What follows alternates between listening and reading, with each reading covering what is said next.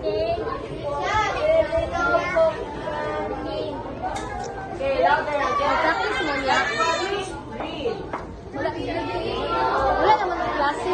Practice mo niya. Practice mo niya. For still speaker and graduate with the Hello, mag-graduate mo niya. graduate kami ma'am. Ako na ko ma'am.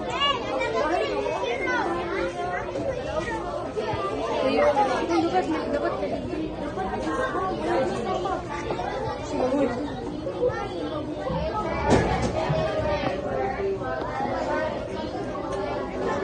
Huwag dalawa ba sayawan mo?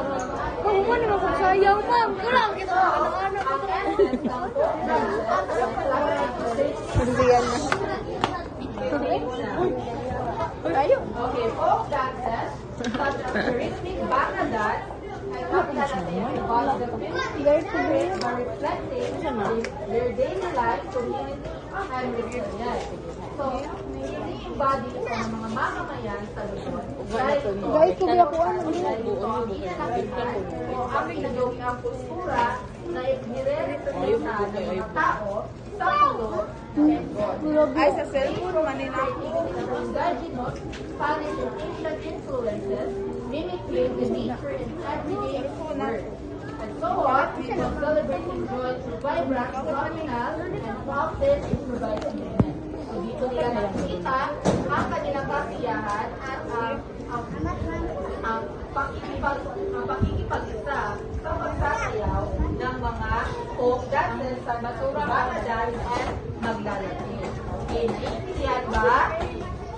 Naiintindihan ba mga bata?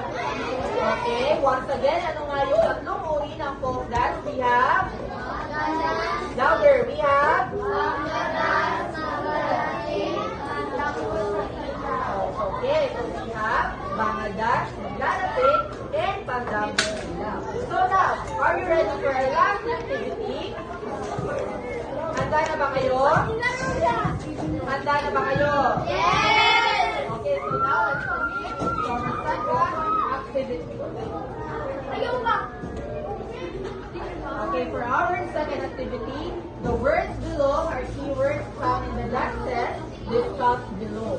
According to what you have studied, write C if the word translates in Pandago sa Ilaw, F if maglalapit, and B if Bangladesh.